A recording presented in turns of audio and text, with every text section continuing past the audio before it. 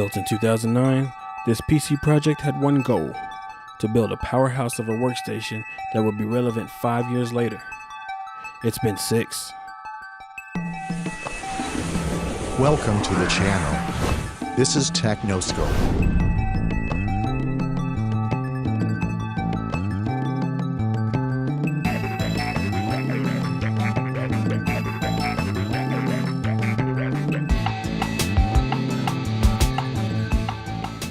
Today is May 15, 2015. 6 years and 2 months after completing this PC project. Now, when I set out to build this PC, I had 2 goals in mind. The first goal was to build a PC powerful enough that after 5 years it would still be considered a relatively powerful PC. The second goal was to have a PC that doubled as a home media server, a PC that would store all of my media files and serve those media files through my network to my media devices on my different TVs. This PC has far exceeded those expectations. In fact, I am currently editing all of my videos for Twisted Curve Productions on the same PC that I built 6 years ago. There have been a few changes to the system since it was originally completed. The original build started with 4 15K RPM Seagate cheater drives. At the time, the drives were expensive, SSDs were not cheap, and the price per gigabyte actually came out to be just about the same. The 4 drives were attached to a Adaptec RAID card that I got for $50. So it was just one of those things, hey, $500 RAID card for $50, why not? 4 15K RPM drives, I was so impressed I was able to install Microsoft Office in 3 minutes. I was just blown away by that. But today that kind of thing is pretty commonplace, as SSDs are very common in PCs, especially enthusiast class PCs. Now the system boots from an OCZ Vertex 4. The board only has SATA 2 on board, so the card is attached to a PCI Express card that can handle the speed of the OCZ SSD. The completed build began with 12 gigabytes of RAM. That has since been upgraded to 24 gigabytes. The original video card was air-cooled but presented a few problems and was underpowered, so that card was upgraded to an AMD XFX 6950. Again, that goes back to my AMD heritage. If I had known what I know now, I would have bought an NVIDIA card. But moving on, the CPU was originally liquid cooled as well. It had a Corsair all-in-one unit, but the unit began to leak, so I removed it and went back to air using the Cooler Master heatsink you see in the photo.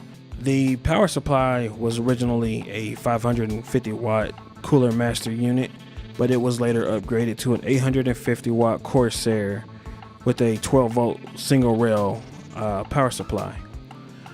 Since then, I've added a USB 3.0 expansion card made by Asus, an Intel Dual Gigabit Pro NIC, and the AverMedia HDMI capture card was added here recently for this channel. The system resides in a rather large Lian-Li case. It was my first all aluminum case and I loved it dearly, but it did present some problems. While it looks beautiful on the outside, the inside is not very conducive to people who want to air cool a system. The system has holes and grommets made for liquid cooling, and it seems that the engineers that built the thing had no idea that somebody would come along with an enthusiast class system and air cool it.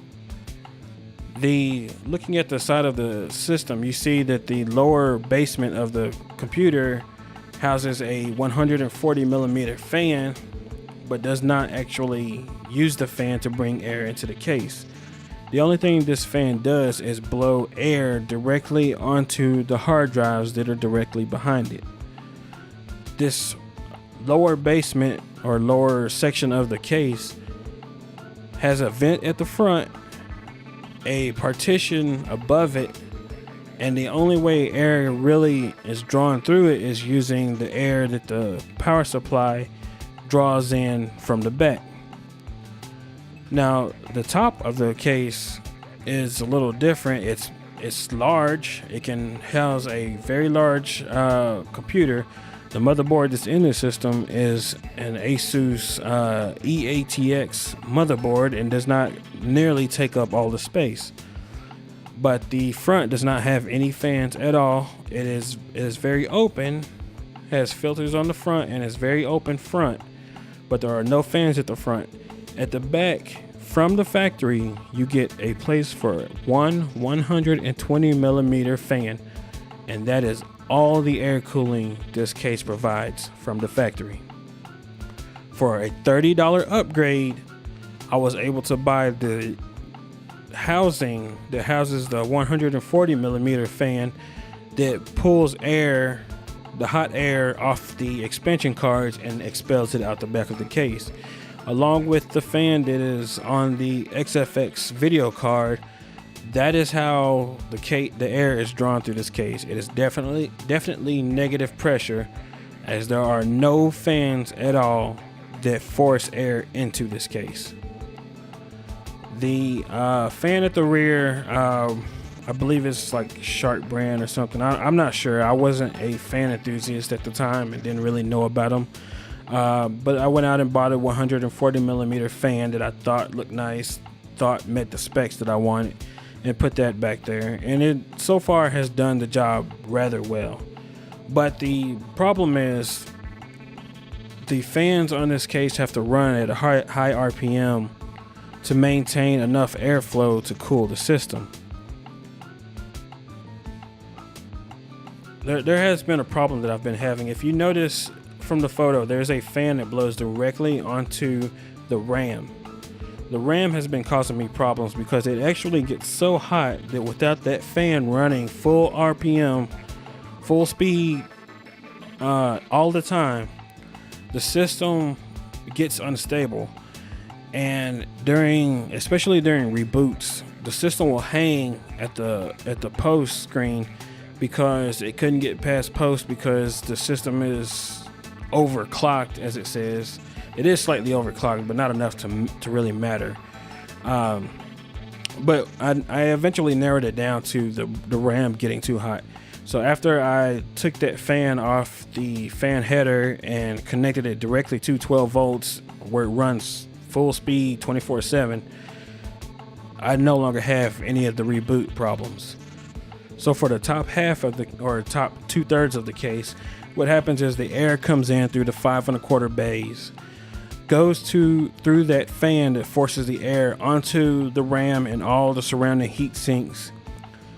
It's picked up through the double fan heat sink for the CPU, blown directly to the 120 millimeter exhaust fan, and the air exits that way.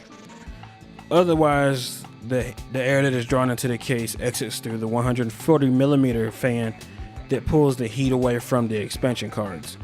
So far, the system has worked great, but the fact of the matter remains that the fans cannot reliably run at low RPM during the summer months here in Texas, where the temperature outside can get well over 100, and the temperatures around the PC usually hover around 80 degrees. So if you have a sharp eye, you've probably noticed by now that this computer is very loaded with hard drives. And at one time, I actually used all 6 hard drive slots at the bottom for 3.5 inch drives. I've since reduced that number as I don't use 320 gigabyte drives anymore. But the system total as it stands right now is 10.75 terabytes. So in total, I have 10 terabytes of drives dedicated to my media files, 256 gigabytes on my SSD, which is used for the boot drive of the system, and a 500 gigabyte drive, which is not used in Windows at all. It is a drive that stores Ubuntu and Windows 10, which I triple boot to in the times that I feel like playing with the different operating system. So what are my future goals for this system?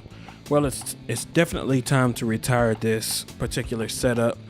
I want to move all my media files off of my main computer and onto a NAS server, which I will have to buy or build here in the near future.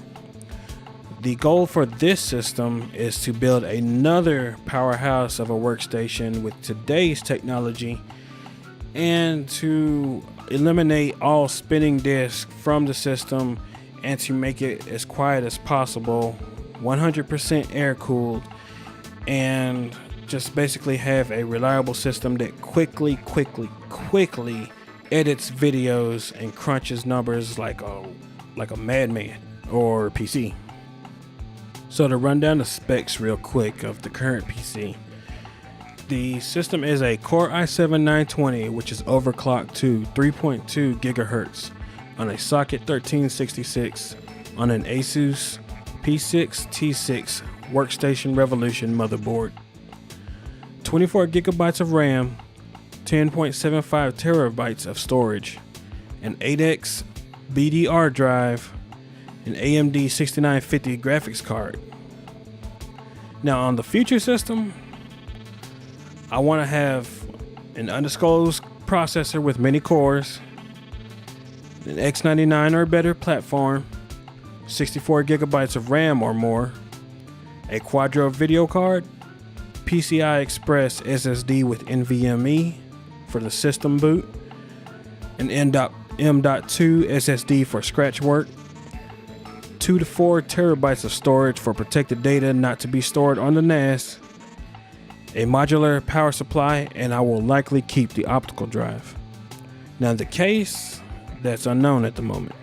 I would like to have a case lapse case, but I'm not opposed to reusing the Lian-Li case. But I would definitely need to upgrade the fans. So what do you think of my 6-year-old system? How do you think it fares against today's computers? What parts would you use in your next build if you were upgrading this system? Leave your comments below. If you like this video, hit the like button. Don't forget to subscribe. I'm Elemento, and this is TechnoScope.